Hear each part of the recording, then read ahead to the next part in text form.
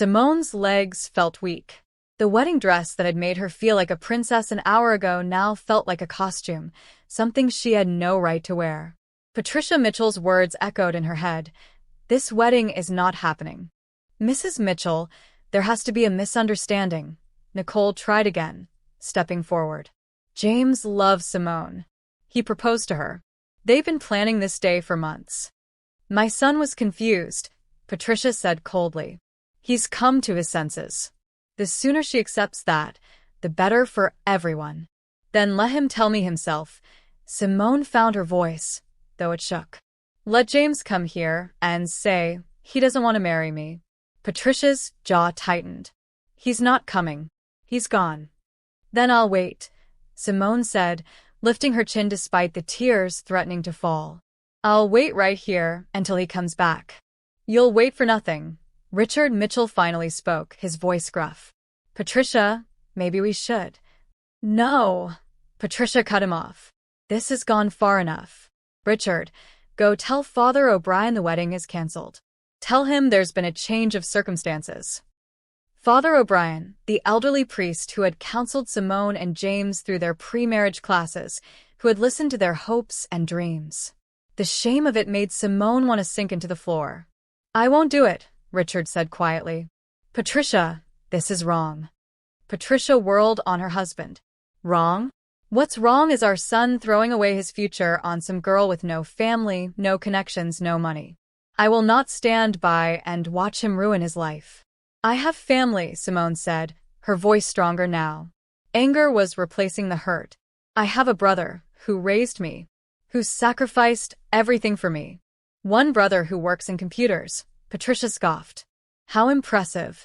The Mitchells have built an empire over 3 generations. We have standards. Expectations. You don't meet them. Nicole's hand squeezed Simone's so hard it hurt. You're a cruel woman, Nicole said flatly. And you're going to regret this. The only regret here would be allowing this farce to continue. Patricia shot back. She turned to the makeup artist and photographer.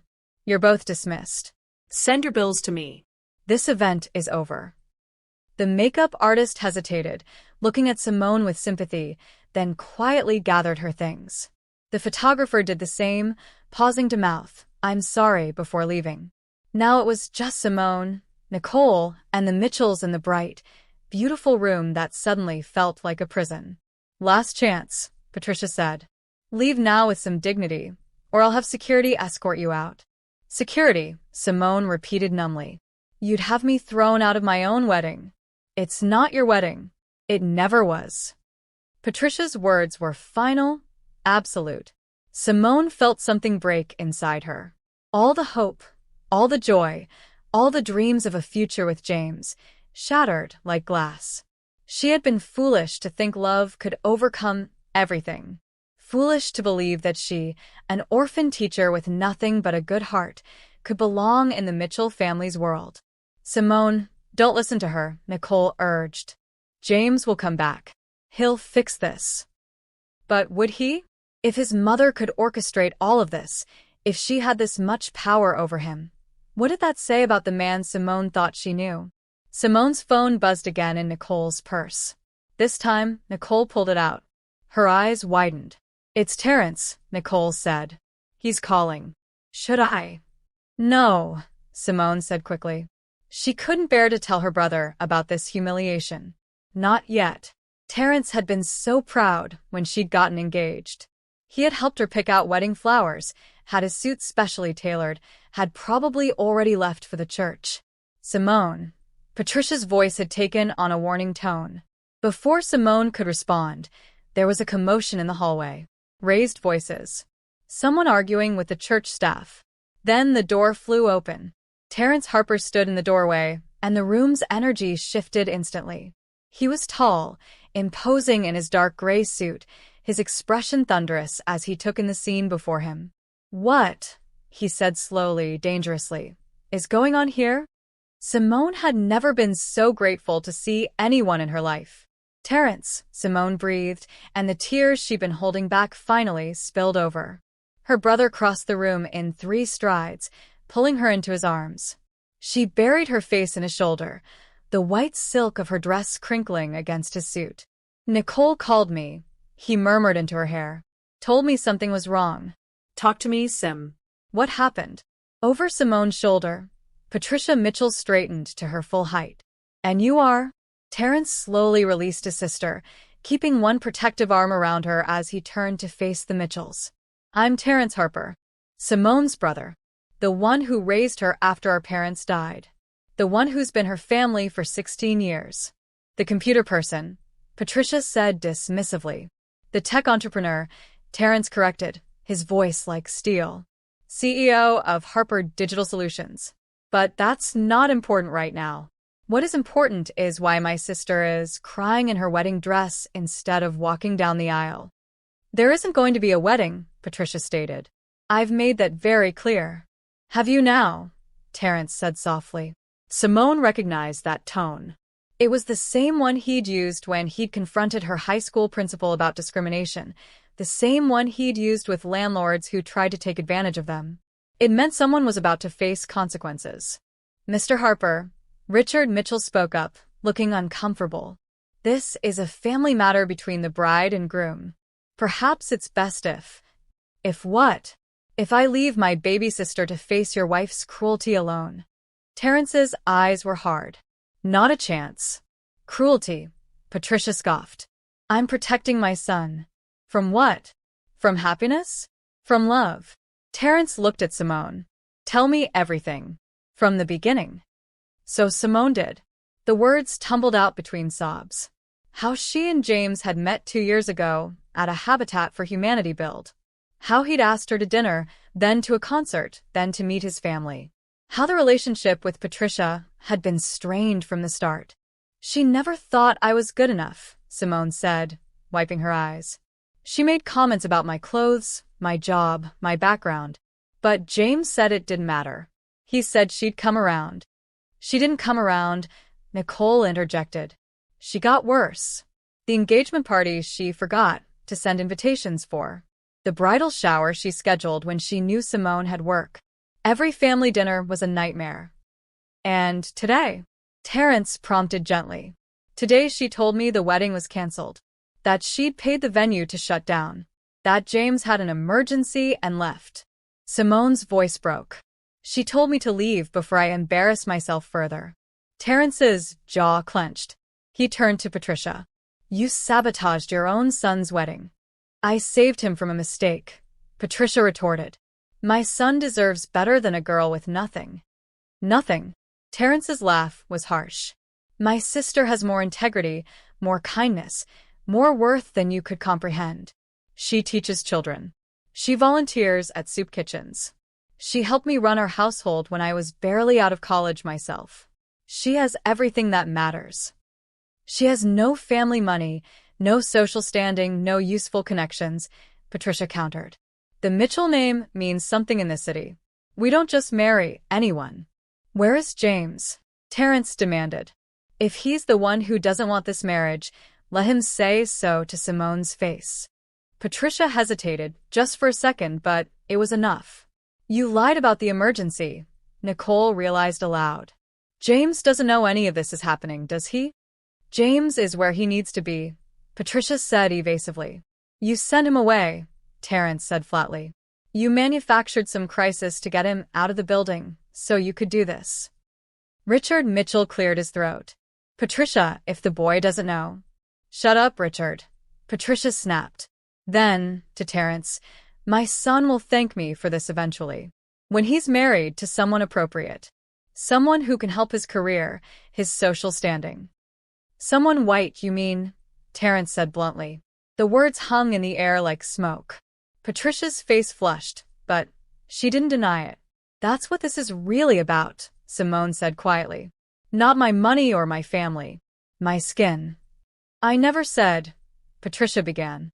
"You didn't have to," Simone interrupted. "Every comment about my hair being too natural.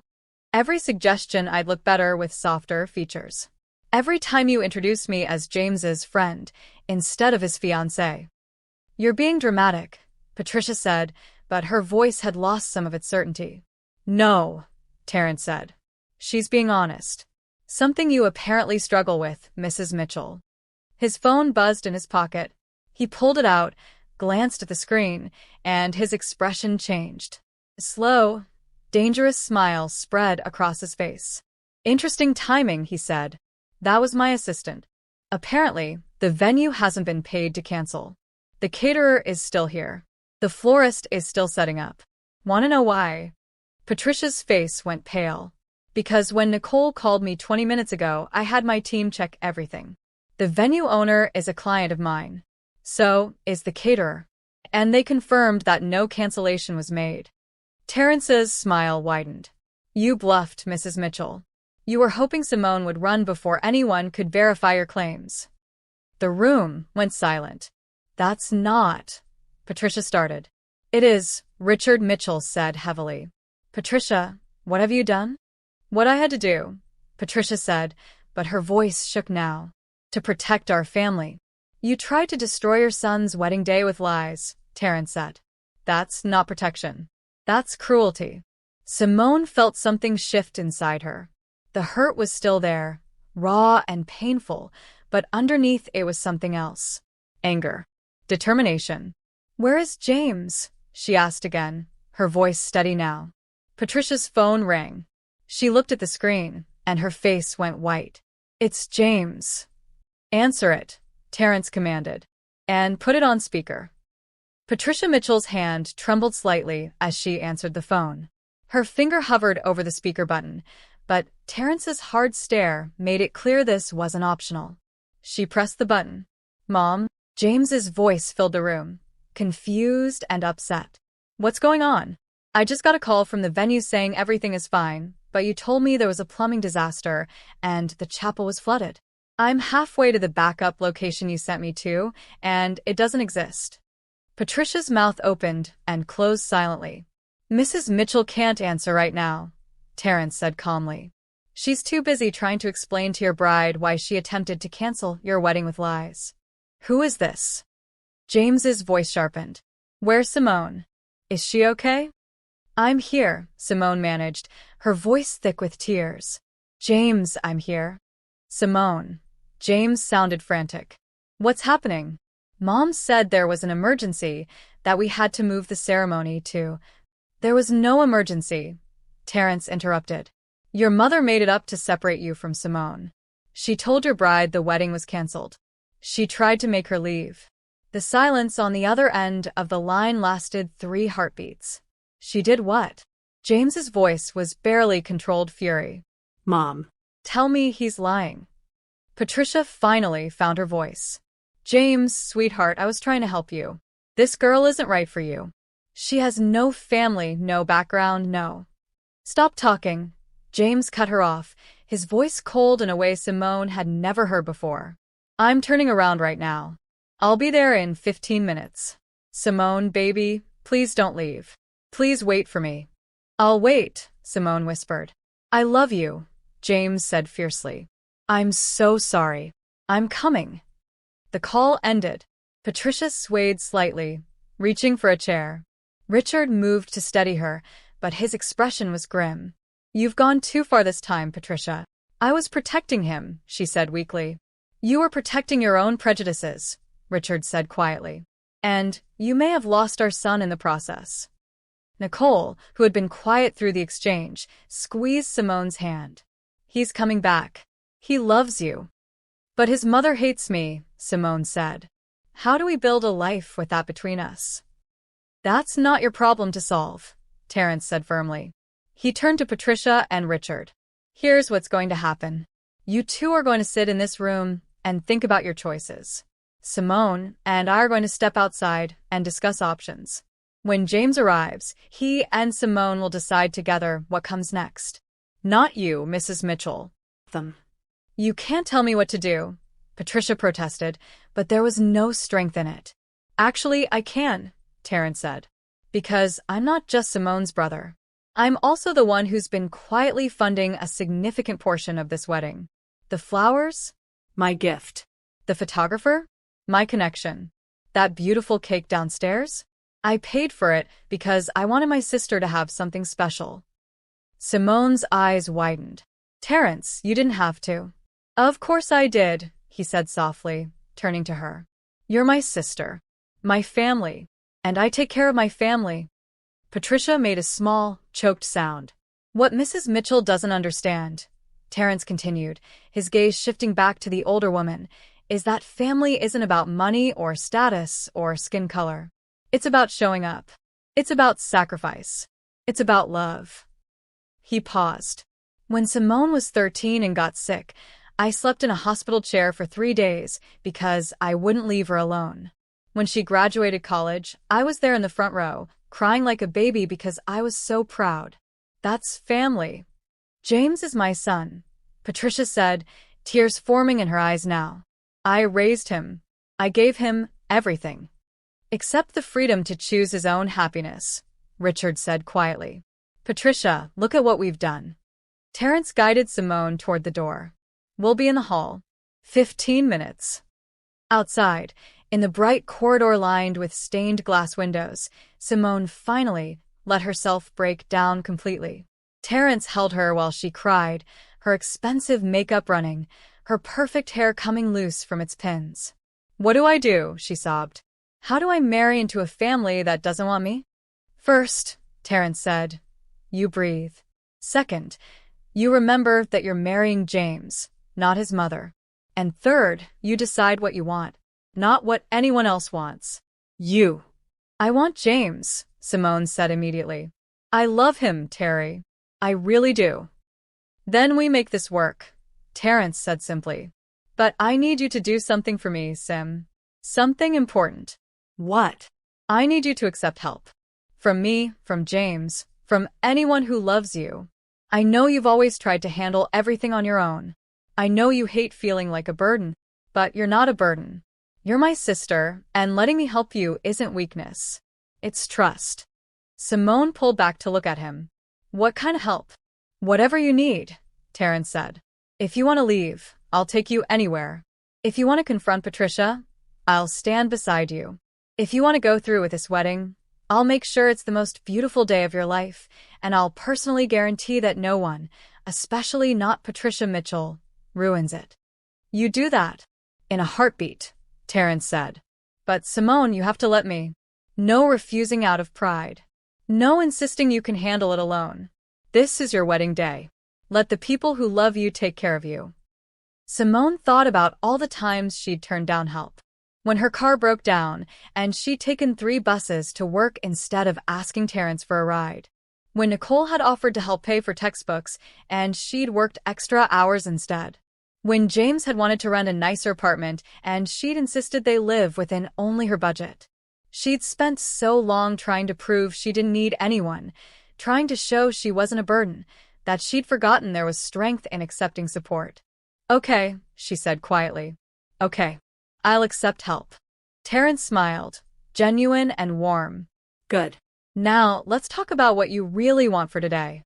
Before Simone could answer, footsteps echoed down the hallway. Both of them turned. James Mitchell ran toward them, his tie askew, his jacket flying behind him, his face a mixture of fury and desperation. Simone, he gasped, reaching for her hands. I'm so sorry.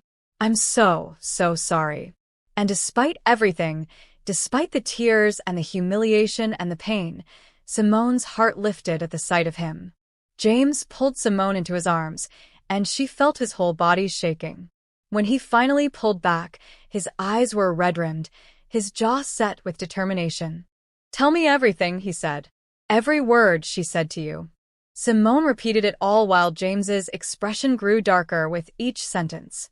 When she finished, he turned to Terrence and extended his hand. You must be Terrence. I'm sorry we're meeting like this. I'm James. Terrence shook his hand, his grip firm. I know who you are. Question is, do you know what your mother just put my sister through? I do now, James said grimly. And I'm going to fix it. How? Simone asked. James, your mother hates me. She tried to destroy our wedding. How do we move forward from that? We get married, James said simply. Today. Right now. Exactly as planned. But your mother is about to learn that I'm a grown man who makes his own choices, James said. His voice was gentle when he looked at Simone but turned to steel as he glanced toward the bridal suite. She crossed a line. Multiple lines. And there will be consequences. I don't want to cause a rift between you and your family, Simone said. That's exactly what she thinks I'll do. You're not causing anything. She caused this. James cupped Simone's face in his hands. I love you. I choose you. I will always choose you. My mother needs to understand that. Terrence cleared his throat. Before you go in there, I think we need a plan. Mrs. Mitchell isn't going to back down easily. What do you suggest? James asked. Let me handle her, Terrence said. I have some information she needs to hear. What information? Simone asked. Terrence's smile was sharp. Let's just say I've done my research on the Mitchell family business. Harper Digital Solutions handles cybersecurity for a lot of companies in this city, including some of your father's competitors. Understanding dawned on James's face. You know about the merger? The one your father has been negotiating for 6 months? The one that would double his company's value? Terrence nodded. I know the CEO of the acquiring company. We went to college together. And I know he's very particular about who he does business with. He values diversity, inclusion, treating people with respect. Richard Mitchell appeared in the hallway, looking exhausted. James, son, we need to talk. No, James said flatly. You need to listen. All of you. In the bridal suite. Now. They filed back into the room where Patricia sat in a chair, dabbing at her eyes with a tissue. She looked up as they entered, her gaze going immediately to James. Sweetheart, she began. Don't. James cut her off. Don't say a word until I'm finished. Patricia's mouth closed. I'm going to marry Simone today, James said. In this church, in front of all our guests, exactly as planned. You're going to sit in the front row and smile. You're going to be gracious and kind. And you're going to start treating my wife with the respect she deserves. James, I'm your mother, Patricia said. I know what's best. You know nothing, James said, and the anger in his voice made everyone flinch. You know what you want. What looks good to your country club friends. What fits your narrow view of the world. But you don't know what's best for me. That girl has nothing, Patricia said desperately. No family money, no connections. She has me, James said. She has love, intelligence, compassion, strength. She has more worth in her little finger than most of your society friends have in their entire bodies. You're making a mistake, Patricia insisted. The only mistake I made was not standing up to you sooner, James said.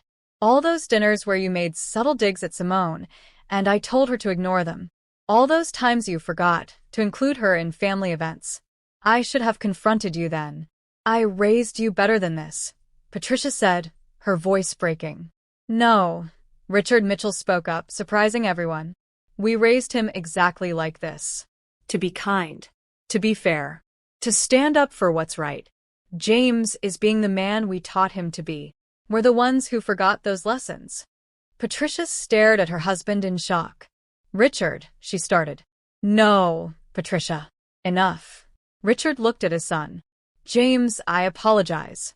To you and to Simone. Your mother and I, we got caught up in things that don't matter. Status, appearances. We forgot what does matter. Thank you, Dad, James said quietly. Terrence stepped forward. Mrs. Mitchell, I think you should know something. I'm not just some computer person, as you put it. Harper Digital Solutions is worth north of $50 million. I have connections throughout this city's business community, including with Harold Chen, the CEO who's about to acquire your husband's company. Patricia's face went even paler. Harold values character, Terrence continued. He won't do business with people who treat others badly. If he knew what you tried to do today to my sister on her wedding day, that merger might suddenly look a lot less attractive to him. Are you threatening me? Patricia asked weakly. I'm giving you information, Terrence said. What you do with it is your choice. But I want to be very clear about something. Simone is my family. I protect my family. If you ever, and I mean ever, try to hurt her again, you'll discover exactly how much influence I have in this city. Terry, Simone said softly.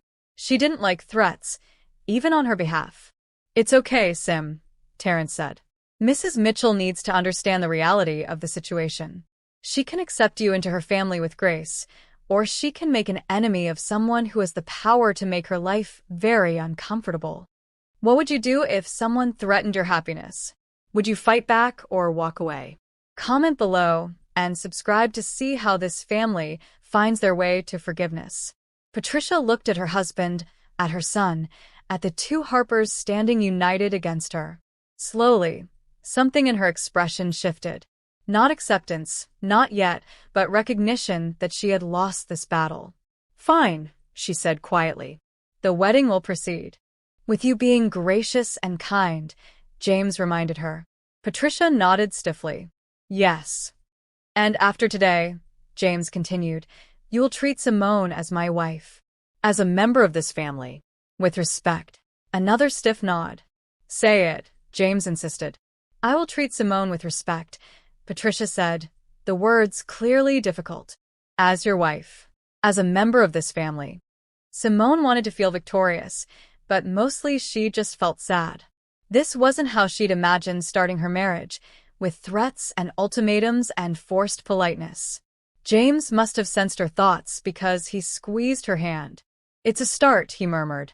We'll work on the rest. The bridal suite felt different now, charged with tension but also with possibility. Simone looked at James, really looked at him, searching his face for any doubt or resentment. Are you sure, she asked quietly, about all of this? About me? I've never been more sure of anything, James said. He turned to his parents. Could you give us a moment? Simone and I need to talk. Terrence, Nicole, you too, please. Terrence looked reluctant, but Simone nodded at him. It's okay. We need to do this. The room cleared, leaving just James and Simone in the bright space with its white curtains and flower arrangements. I love you, James said immediately. Before anything else is said, you need to know that. I love you with everything I am. I love you too, Simone said. But James, your mother, is wrong, James interrupted. About everything. About you, about us, about what makes a marriage work. He took both of her hands. Simone, I'm going to be honest with you about something I should have said months ago. What? My mother has always been controlling. Growing up, she planned every aspect of my life. What sports I played, what schools I attended, what friends were acceptable. My dad mostly went along with it to keep the peace. James sighed. When I met you, it was the first time I'd ever truly chosen someone for myself. And it terrified her because she couldn't control it. So this isn't really about me, Simone said slowly. It's about her losing control over you. The prejudice is real, James said. I won't pretend it isn't. But yes, it's mostly about control. And I'm done living under her thumb. What does that mean? It means I'm going to set boundaries. Real ones. It means we're going to live our lives the way we want, not the way she dictates. And it means if she can't accept that, if she can't treat you with kindness and respect, then she won't be part of our lives. I don't want you to lose your family over me, Simone said. You're not taking anything from me. She is, with her behavior. James brushed a tear from Simone's cheek. But Simone, I need to know what you want. Not what you think I want or what's easiest. What do you actually want? Simone closed her eyes, thinking. What did she want? She wanted this man, who had shown her nothing but love and respect for 2 years. She wanted the life they'd planned together, the home they'd picked out, the future they'd dreamed about. She wanted children who would call James daddy and her mommy. She wanted Sunday mornings in bed and Friday night dinners and all the ordinary, extraordinary moments of a shared life. But she also wanted to be accepted. To not have to prove her worth every time she walked into a room. To not feel like she was fighting for her place in his family. I want you, she said finally, opening her eyes. I want us. But I'm scared, James. I'm scared that every family dinner will be a battle. That every holiday will be tense. That I'll spend the rest of my life feeling like I'm not good enough. Then we won't go to family dinners, James said simply. We'll make our own traditions. Our own family, But that's not fair to you. Yes, it is, James said. Because you're my family now.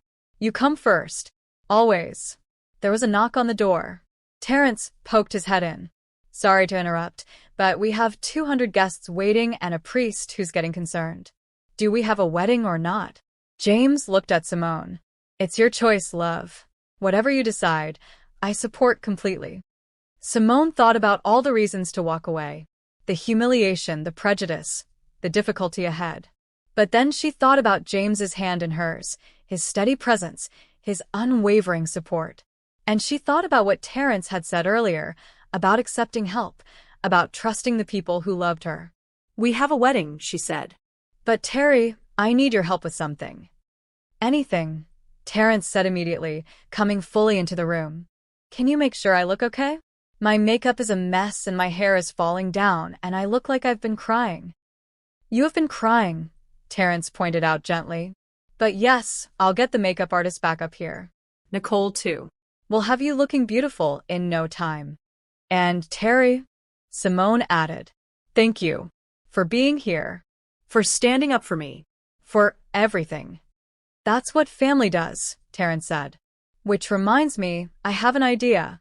If you're open to it. What idea? Well, Mrs. Mitchell's little stunt has delayed things by about 45 minutes. The guests are probably confused and worried. What if we made a few changes to the ceremony? Nothing major, just some adjustments that would make this day truly yours. What kind of adjustments? James asked. Terrence's smile was knowing. Leave it to me. Trust me? Simone laughed despite everything. Always. Good. Now, James, you need to get to the altar. Simone, give me 30 minutes and you'll be the most stunning bride this church has ever seen. Nicole. Nicole appeared in the doorway, her phone in hand. I'm already on it. Makeup artist is on her way back up and I found bobby pins to fix your hair. What about your parents? Simone asked James. I'll handle them, James said. They're going to sit in that front pew and they're going to smile. I promise you that. As James left, pressing a kiss to Simone's forehead, Simone felt something shift inside her. She'd spent so much of her life trying to be strong alone, to need no one, to prove she could handle anything by herself. But maybe real strength was different. Maybe it was accepting help from Terrence and Nicole and James. Maybe it was trusting that she was worth fighting for. The makeup artist bustled in with her kit, and Nicole started repinning Simone's hair. Terrence stepped into the hallway to make phone calls, his voice low and authoritative. So, Nicole said as she worked, you're really doing this. I'm really doing this, Simone confirmed. Good, Nicole said fiercely. Because James loves you and you love him, and that witch of a mother-in-law doesn't get to win. Nicole, Simone said, but she was smiling. What? I'm just saying what we're all thinking. Nicole secured the last pin. There. Good as new. Better, even. Simone looked at herself in the mirror.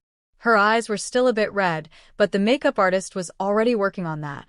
Her hair was perfect again, the crystal pins catching the light. And despite everything that had happened, despite the fear and the hurt, she looked happy. Because she was marrying the man she loved. And that was worth fighting for. Terrence returned, looking satisfied. It's all set. Trust me, this is going to be a ceremony no one forgets. Should I be worried? Simone asked. Only if you don't like pleasant surprises, Terrence said. He checked his watch. 20 minutes. How are you feeling? Nervous, Simone admitted. But ready. That's my girl, Terrence said. Now, there's one more thing. A gift. He handed her a small box. Inside was a delicate gold bracelet with a tiny charm in the shape of a heart. Mom's bracelet, Simone breathed. Terry, I thought it was lost. I had it cleaned and repaired, Terrence said. Wanted you to have something of hers on your wedding day. Simone's eyes filled with fresh tears. But these were different. These were tears of gratitude, of love, of feeling connected to the mother she barely remembered. Help me put it on, she asked. Terrence fastened the delicate chain around her wrist. She'd be so proud of you, Sim. Of the woman you've become. Of the teacher, the friend, the person who sees the best in everyone. Even Patricia Mitchell? Simone asked Riley. Well, Terrence amended, the person who tries to see the best in everyone. Some people make it harder than others. Simone laughed, a real laugh this time, and the last of the tension eased from her shoulders. She was ready to get married. The church organ began playing as Simone took her place at the back of the sanctuary. Terrence stood beside her, looking proud and protective in his tailored suit. Through the open doors, she could see the sanctuary filled with guests, all 200 of them, turned expectantly toward the front. And there, at the altar, stood James. Even from this distance, she could see his smile, could feel his love reaching out to her. "Ready?" Terrence asked softly. "Ready," Simone confirmed. But before they could take the first step, Father O'Brien appeared, his kind face gentle. "Simone, my dear, I need to speak with you. For just a moment." Simone's heart sank. Had Patricia gotten to the priest? Had she convinced him not to perform the ceremony? "It's nothing bad," Father O'Brien said quickly, reading her expression. "I simply wanted to ask if you were truly comfortable proceeding. I heard there was some difficulty earlier." "There was," Simone admitted. "But it's resolved. James and I want to get married." "And his family's concerns?" "Are his family's concerns," Terrence said firmly. "Not Simone's burden to carry." Father O'Brien nodded slowly. "I've counseled many couples over my 40 years as a priest. I've seen marriages built on passion fail and marriages built on friendship flourish. You and James, you have both. Love and friendship and mutual respect. That's rare." "Thank you, Father," Simone said. "But I also want you to know," Father O'Brien continued, "that marriage is work. Especially when families are complicated. You'll need patience, communication, and forgiveness." "Can you do that?" Simone thought about Patricia's cruelty, about the humiliation and pain of the last hour. Could she forgive that?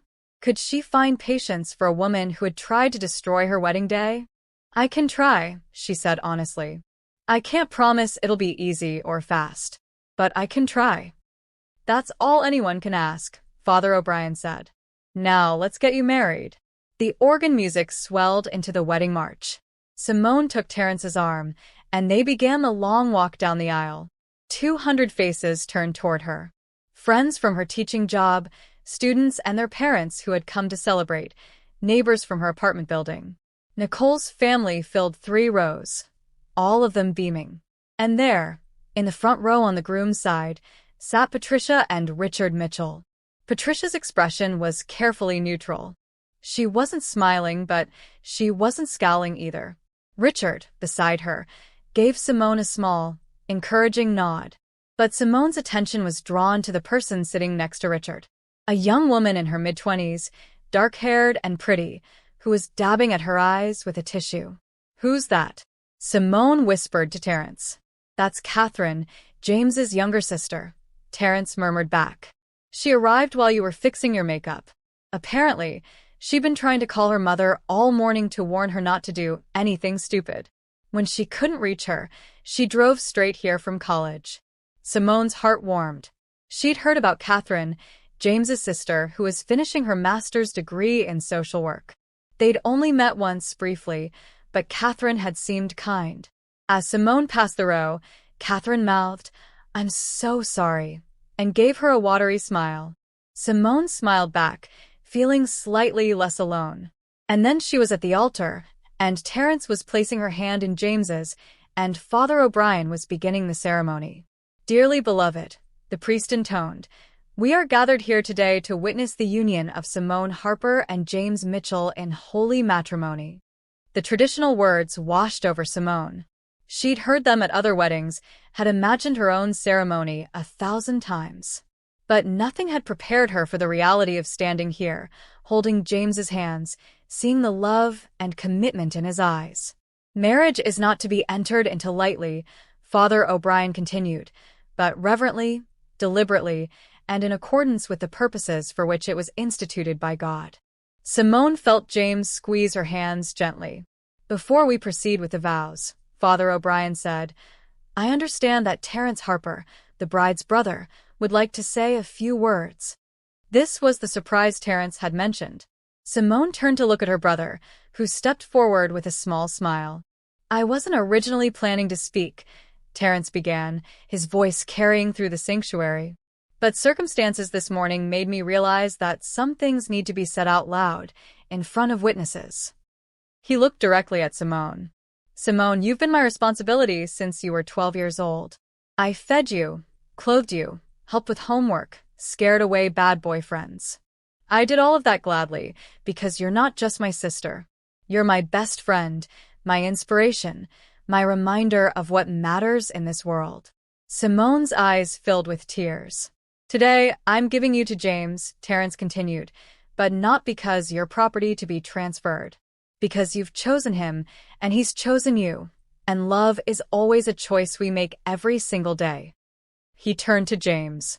"James, I'm trusting you with the most precious person in my life.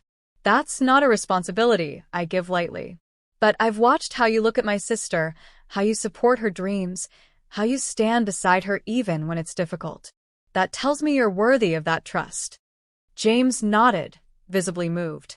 "And to everyone here," Terrence said, his gaze sweeping across the congregation and landing meaningfully on Patricia, "I want to say this. Simone has more worth, more value, more importance than she sometimes believes. She gives everything to her students, her friends, her community. She's kind, she's strong, and she deserves to be cherished. I expect everyone in this family, everyone in this church, everyone who claims to love James, to treat her accordingly." The message was clear. This was both a blessing and a warning. "Thank you, Terry," Simone managed to say. Terrence smiled, squeezed her shoulder, and returned to his place. Father O'Brien cleared his throat, clearly moved himself. Those were beautiful words. Now James and Simone have written their own vows. "James, you may begin." James took a breath, his eyes locked on Simone's. "Simone, 2 years ago, I met you on a construction site. You had a hammer in one hand and were arguing with the project manager about proper insulation for low-income housing. I thought you were the most beautiful, most passionate, most amazing person I'd ever seen." Simone laughed through her tears. "Since then, you've shown me what it means to care about something bigger than yourself. You've taught me patience, compassion, and the difference between charity and solidarity. You've made me better." His voice grew more serious. "I know today wasn't what you planned. I know my family has caused you pain. But I promise you, right here, right now, in front of everyone we love, that I will spend every day of the rest of my life making sure you know how valued you are, how cherished, how deeply, completely loved." He pulled out a folded piece of paper. "I wrote something longer, but it all comes down to this. I choose you, Simone Harper. Today, and every day after. Will you marry me?" "Yes," Simone whispered. "Yes, I'll marry you." Father O'Brien turned to Simone with an encouraging smile. "Simone, your vows." Simone had memorized her vows weeks ago, but standing here now, after everything that had happened, the words she'd planned felt insufficient. She decided to speak from her heart instead. "James," she began, her voice steady despite the emotion, "when I was growing up, I had to learn to be strong, to not need anyone, to prove I could handle things alone." She glanced at Terrence, who nodded encouragingly. "But you taught me that there's a different kind of strength, the strength to be vulnerable, to accept love, to trust someone with your whole heart." James's eyes were suspiciously bright. "You've seen me at my worst. You've seen me stressed and exhausted after parent-teacher conferences. You've seen me cry over students I can't help enough. You've seen me in ratty sweatpants eating ice cream straight from the carton." That got a ripple of laughter from the congregation. "And you've loved me through all of it." Simone took a deep breath. "Today tested us in ways I never imagined.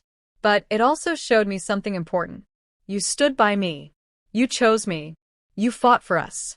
And that's what marriage is going to be, isn't it? Choosing each other, every single day, no matter what challenges we face." She reached up to touch his face gently. "So yes, James Mitchell, I choose you too. I promise to love you, to support your dreams, to be your partner in building a life that matters.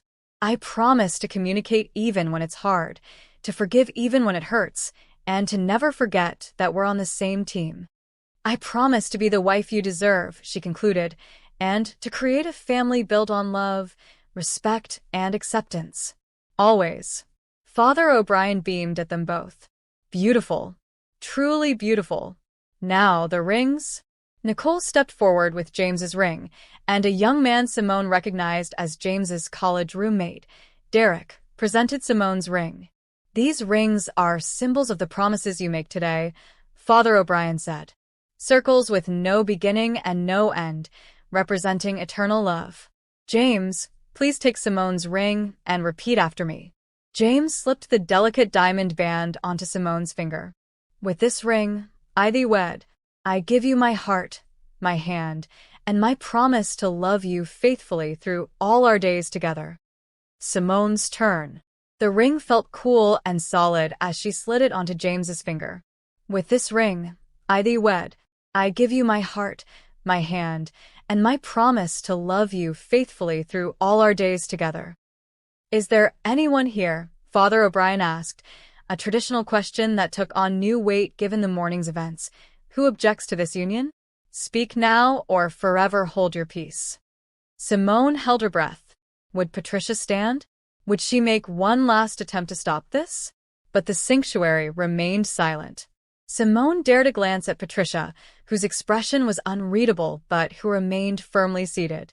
Then, by the power vested in me by God and the state, Father O'Brien said joyfully, I now pronounce you husband and wife. James, you may kiss your bride. James pulled Simone close, and their kiss was met with applause and cheers from the congregation. When they finally broke apart, both of them were grinning. Ladies and gentlemen, Father O'Brien announced, I present to you Mr. and Mrs. James Mitchell. The organ burst into triumphant music as James and Simone walked back down the aisle together. Guests threw flower petals. Children clapped. And despite everything that had happened, despite the fear and the hurt and the uncertainty, Simone felt purely, completely happy. In the vestibule, away from the crowd, James pulled her into another kiss. We did it, he said. You're my wife. You're my husband, Simone replied, the word feeling strange and wonderful on her tongue. Nicole appeared with Terence close behind. That was beautiful, Nicole said, hugging them both. Seriously beautiful. The reception's all set up, Terence added. I checked with the caterers while you were saying vows. Everything's perfect. Thank you, Simone said to her brother. For everything. For the flowers and the photographer, and for being there when I needed you most. That's family, Terence said simply. The photographer began organizing them for photos. The wedding party assembled, Nicole in her burgundy bridesmaid dress, Derek and 2 other groomsmen in their suits. And then came time for family photos. Richard Mitchell approached first. Simone, could I speak with you? Just for a moment. James tensed beside her, but Simone nodded. It's okay. Richard looked older than he had that morning, the lines on his face deeper. I owe you an apology. A real one, not something I'm forced to give. What Patricia tried to do, what I allowed by not stopping her sooner, was wrong. You're a lovely young woman, and my son is lucky to have you. Thank you, Mr. Mitchell, Simone said quietly. Call me Richard, please. We're family now. He paused. I hope you can forgive us. It may take time, but I hope we can build something better. I'd like that, Simone said and meant it. Catherine came next, her eyes still red from crying. I'm Catherine, the sister who should have been here sooner to stop this disaster. You came when you could, Simone said warmly. That's what matters. I'm studying social work, Catherine said. Learning about family systems and dysfunction and all that. I should have seen how bad Mom had gotten. Should have warned James. You're here now, Simone repeated. And I hope we can be friends. I've always wanted a sister. Catherine's face lit up. Really? Because I've been dying to have a sister. James is great, but he doesn't understand the importance of good skincare or the nuances of reality TV. Despite everything, Simone laughed. I think we're going to get along just fine. Then Patricia approached and the mood shifted. Everyone tensed, watching. Simone, Patricia said stiffly. May I speak with you privately? Anything you need to say to my wife, you can say in front of me, James said firmly. Patricia's lips thinned, but she nodded. Very well. I wanted to say that I was wrong. About the wedding, about trying to cancel it, about the things I said to you this morning.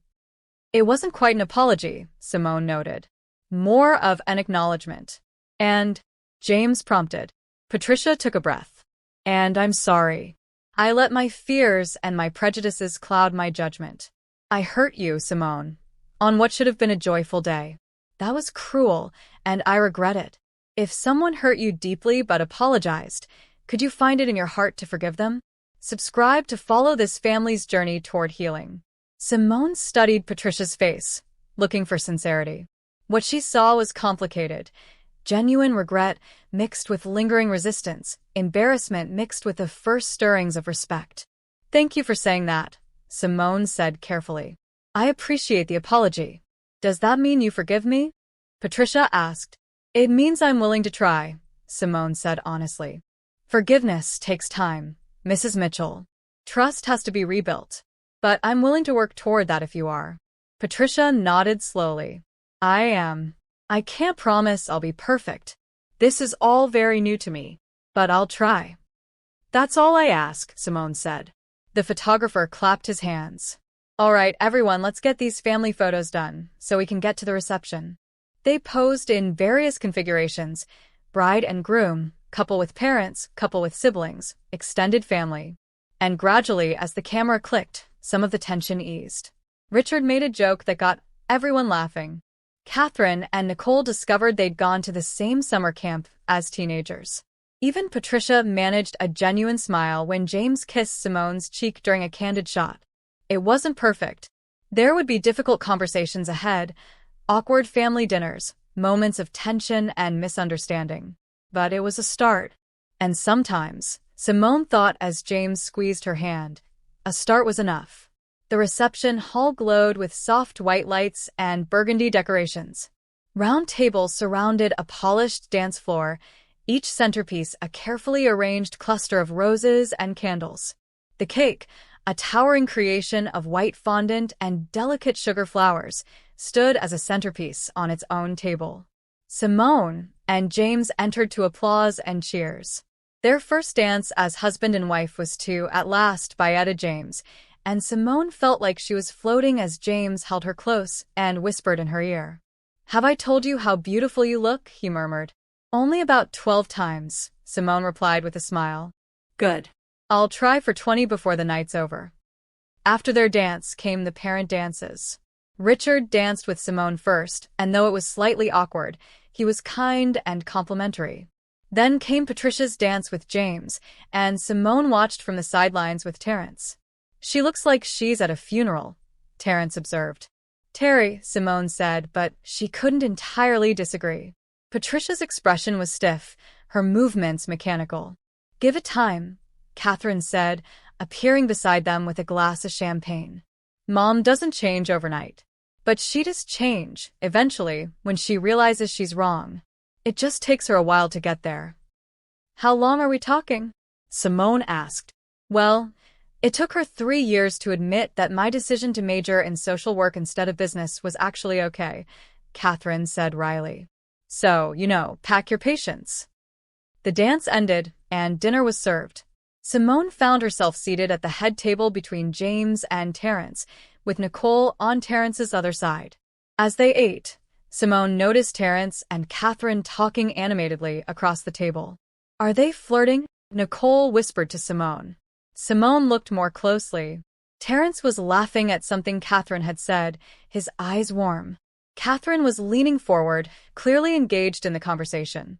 I think they might be, Simone said, surprised and pleased. Wouldn't that be something? Your brother dating your sister-in-law? That would either be really great or really complicated, Nicole said. Why not both? Simone replied with a grin. After dinner came the toasts. Derek, James's best man, told embarrassing stories from their college days. Nicole made everyone cry with her heartfelt words about Simone's strength and kindness. And then Terrence stood up. I already spoke during the ceremony, Terrence began, but I wanted to add something now that we're all fed and relaxed.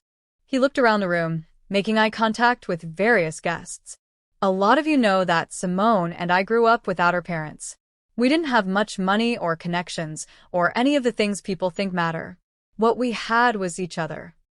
Simone felt tears starting again. Simone taught me what real strength looks like, Terrence continued. Not the kind that refuses help or pretends everything's fine. The kind that admits when you're scared, that accepts support when it's offered, that builds connections instead of walls. He raised his glass. James, you're getting someone extraordinary. Someone who sees the best in people, who fights for what's right, who loves with her whole heart. Take care of that heart. Treasure it. And know that if you ever hurt my sister, you'll have to answer to me. The room laughed, but there was an edge of seriousness to Terrence's smile. To Simone and James, Terrence finished. May your marriage be filled with love, laughter, and the courage to choose each other every single day. To Simone and James, the room echoed, glasses raising. James stood and pulled Simone to her feet, kissing her as everyone applauded. The reception continued with dancing and laughter. Simone danced with her students, with Nicole's parents, with Richard, and even briefly with Patricia, though that was stilted and brief. As the evening wore on, Simone found herself at the edge of the dance floor, catching her breath and watching the celebration. James was dancing with Catherine, both of them laughing. Terrence was deep in conversation with some of James's architect friends. Nicole was teaching Derek how to do the electric slide. Patricia approached, 2 glasses of wine in hand. She offered one to Simone. Thank you, Simone said, surprised. They stood in silence for a moment, watching the party. I need to explain something, Patricia said finally. Not as an excuse.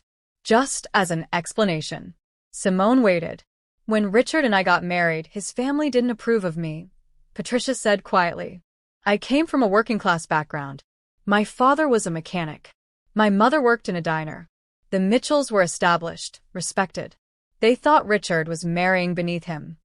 Simone hadn't expected this. It took years for them to accept me, Patricia continued. I had to prove myself constantly. Learn the right etiquette, make the right friends, say the right things. By the time I was finally accepted, I'd changed. I'd become exactly what they wanted me to be. And you did the same thing to me that they did to you, Simone said softly. Yes, Patricia admitted. I became the thing I hated. I told myself it was about protecting James, about maintaining standards. But really, I think I was just passing along the pain. That's surprisingly self-aware, Simone said. Patricia gave a small, bitter laugh. My daughter's been in therapy for 2 years. She's taught me some things about generational trauma and perpetuating cycles. She looked at Simone directly. I'm going to try to do better. I can't promise I won't slip up. Old habits are hard to break. But I'm going to try. That means a lot, Simone said honestly. I saw how you handled everything today, Patricia said. Most women would have run, or screamed, or given up. You stood your ground with grace. That takes real strength. I had help, Simone said. From Terrence, from Nicole, from James. You accepted that help, Patricia corrected.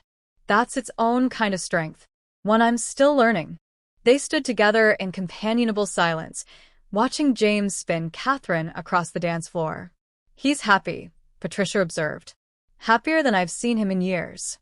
I try to make him happy, Simone said. You succeed, Patricia said. She paused, then added, I hope we can start over. Not forget what happened, but build something new. I'd like that, Simone said. Patricia nodded and drifted away, leaving Simone alone with her thoughts. James found her a few minutes later. What are you thinking about? How strange life is, Simone said. This morning, I thought my wedding was ruined. Now I'm standing here, married to you, watching your mother try to make amends. It's a lot. Too much?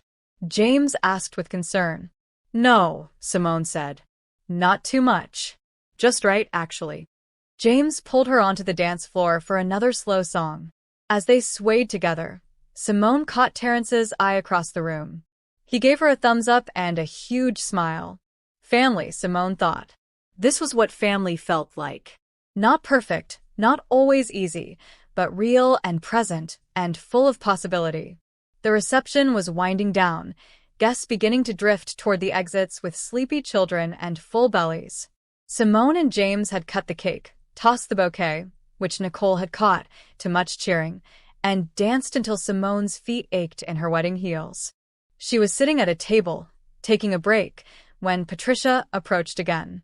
This time, Richard was with her. Simone, Patricia said, could we speak with you and James? Somewhere private. Simone's stomach tightened, but she nodded. James appeared at her side, always attuned to when she needed him. They found a quiet corner in one of the venue's side rooms, away from the music and celebration. Patricia and Richard sat across from them, both looking nervous. We wanted to have a real conversation, Richard began. Not the public apology, not the stiff politeness. A real, honest discussion. Okay, James said cautiously. Patricia took a breath. I've been thinking all evening about what I did this morning, about what I almost destroyed. And I need you both to understand that it goes deeper than just not wanting James to marry you, Simone. Mom, James started. Let me finish, Patricia said. Please. This is hard enough. She clasped her hands in her lap. When I met Richard, I was 19 years old and working as a secretary. His family looked down on me. They made it clear I wasn't good enough for their son.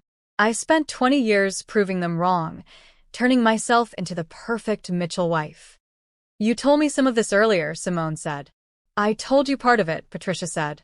What I didn't tell you is that in becoming perfect, in meeting all their standards, I lost myself.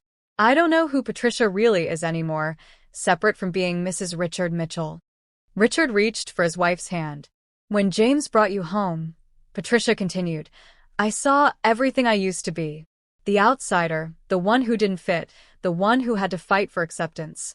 And instead of feeling empathy, I felt fear. Fear of what? Simone asked gently. Fear that you'd go through what I went through. Fear that you'd change like I changed. Fear that my son would end up with someone who'd lost themselves. Patricia's voice broke slightly. But mostly, fear that you wouldn't change. That you'd remain yourself, strong and confident and sure, and that would highlight everything I'd given up. The room was quiet except for the muffled music from the reception hall. I'm not proud of this, Patricia said. I'm not proud of the prejudice, the cruelty, the attempt to sabotage your wedding. I acted out of my own pain, my own regrets, and I hurt you. Both of you. James's hand found Simone's under the table, squeezing tight. I want to do better, Patricia said. I want to be the mother-in-law you deserve, Simone. The mother James deserves. But I'm going to need help. I'm going to need patience. And I'm going to need you to tell me when I mess up, because I probably will. We all mess up, Simone said softly. The question is what we do after. I want to make this right, Patricia said. Tell me how.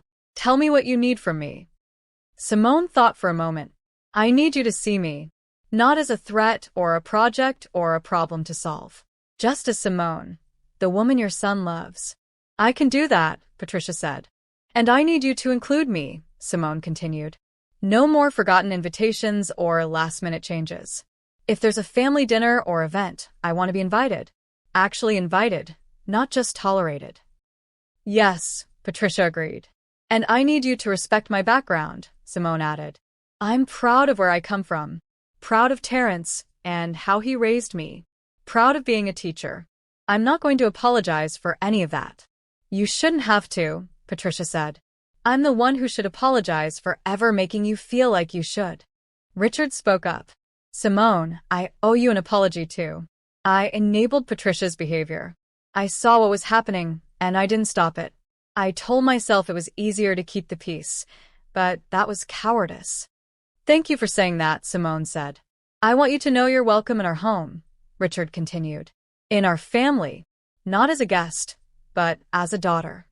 Simone felt tears threatening again. That means a lot. James finally spoke. Mom, Dad, I appreciate the apologies. But Simone, and I need to be clear about something. We're a team now. We make decisions together. And if either of you ever tries to come between us again, we'll distance ourselves. Not out of spite, but out of self-preservation. We understand, Richard said. And we'll respect it, Patricia added. She looked at Simone. I know I can't undo what I did this morning.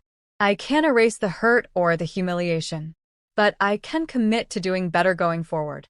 That's all I ask, Simone said. Patricia stood, and for a moment, Simone thought she might leave. Instead, she opened her arms in an offer of a hug. Simone hesitated only briefly before standing and accepting the embrace.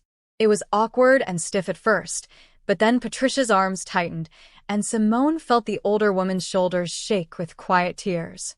I'm sorry, Patricia whispered. I'm so sorry. I know, Simone whispered back. I know. When they pulled apart, both women were crying. Richard hugged Simone too, patting her back gently. Welcome to the family, he said. For real this time. Catherine poked her head into the room. Sorry to interrupt, but Terrence is looking for Simone. Something about the send-off. We should get back, James said, standing. As they walked back to the reception, Patricia touched Simone's arm. One more thing. I'd like to take you to lunch next week. Just the two of us. No agendas, no expectations. Just a chance to talk and get to know each other. I'd like that, Simone said, and meant it. The reception hall had transformed. Guests lined up with sparklers, ready for the traditional send-off. Terrence had arranged for a vintage car to take Simone and James to their hotel for the wedding night. As Simone prepared to leave, Nicole pulled her aside. So, how are you feeling? Exhausted, Simone admitted. Overwhelmed, but happy. Really, genuinely happy. Good, Nicole said. Because you deserve it. You deserve all of this. Simone hugged her best friend tight. Thank you for calling Terrence this morning. For having my back. Always, Nicole said fiercely. That's what best friends do. Terrence appeared, looking pleased with himself. Ready for your dramatic exit, Mrs. Mitchell? Simone grinned. Mrs. Mitchell. That's going to take some getting used to. You've got the rest of your life to adjust, Terrence said. He pulled her into a hug. I'm proud of you, Sim. For fighting for your happiness. For accepting help. For giving people second chances. I learned from the best, Simone said. Outside, under a canopy of stars and sparklers, Simone and James ran to the vintage car. Rice and flower petals rained down on them as guests cheered and shouted congratulations. Just before getting in the car, Simone turned back to wave. She saw her students jumping and waving, Nicole and Terrence standing together with huge smiles, Catherine wiping happy tears from her eyes.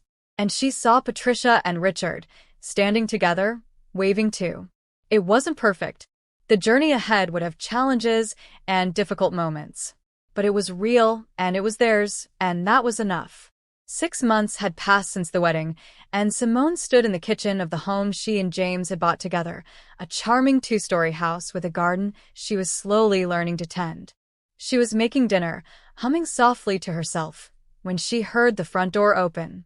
Honey, I'm home, James called, and Simone smiled at the domestic normalcy of it all.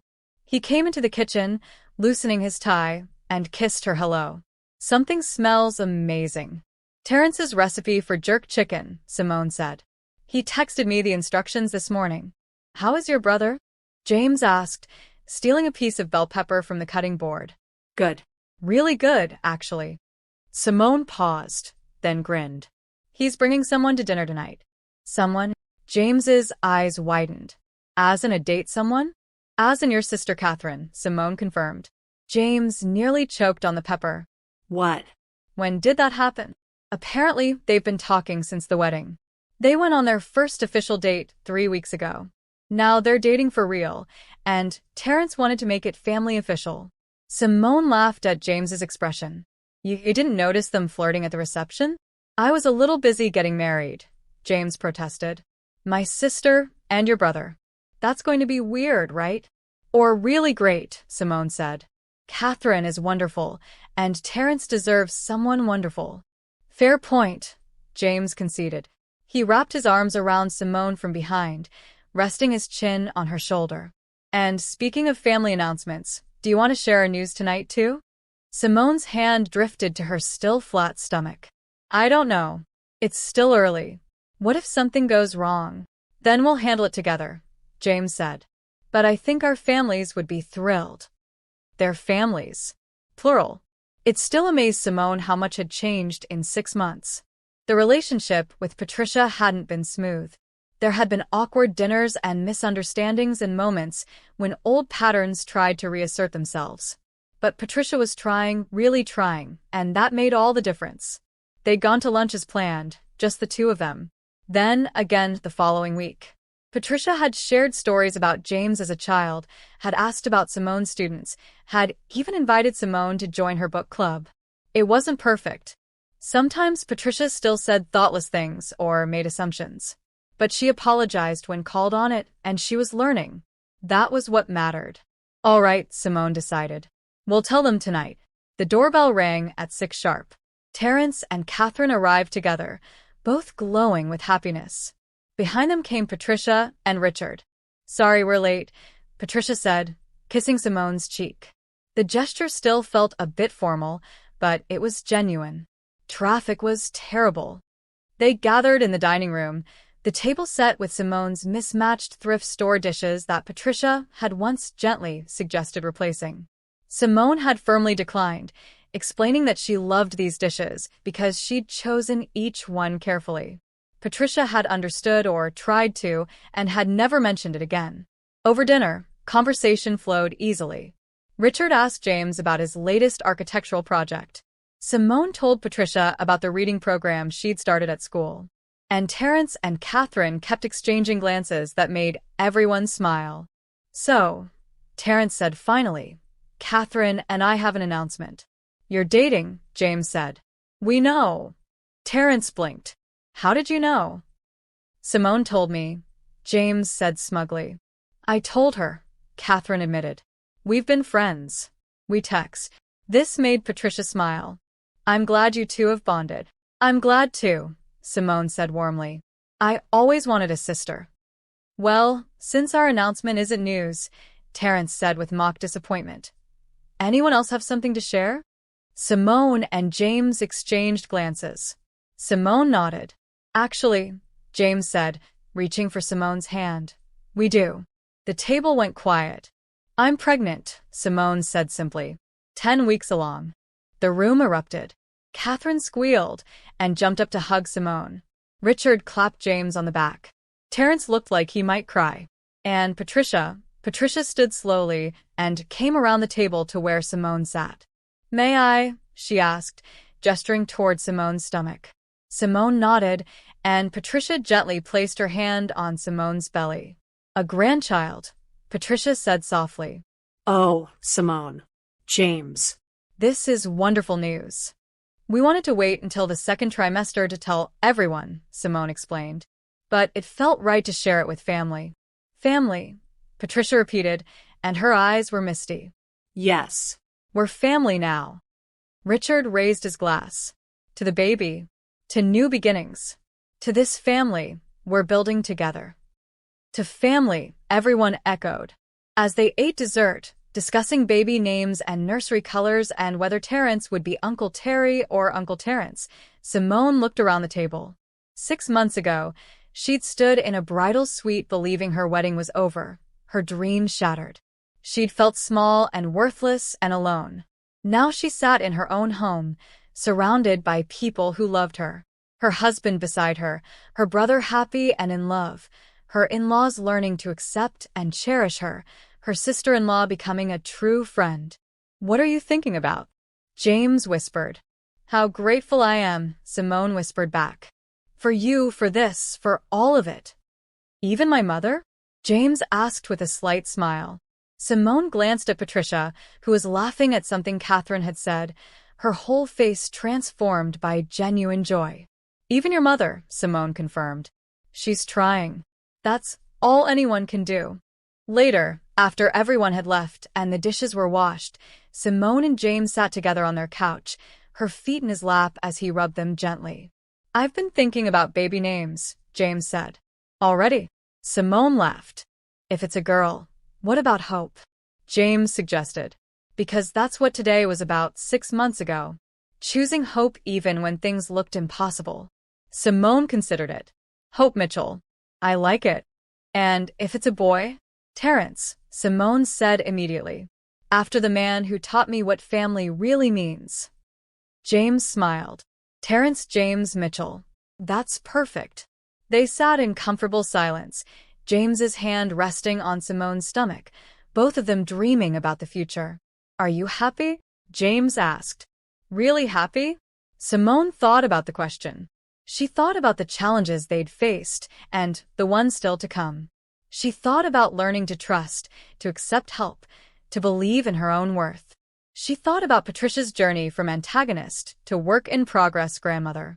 She thought about Terrence finding love and Catherine becoming the sister she'd always wanted. "Yes," she said, "I'm really happy. Not because everything's perfect, but because we're building something real. Together." "Together," James agreed, pulling her close. Outside, the stars shone bright over their little house. Inside, warmth and love and the promise of tomorrow filled every room.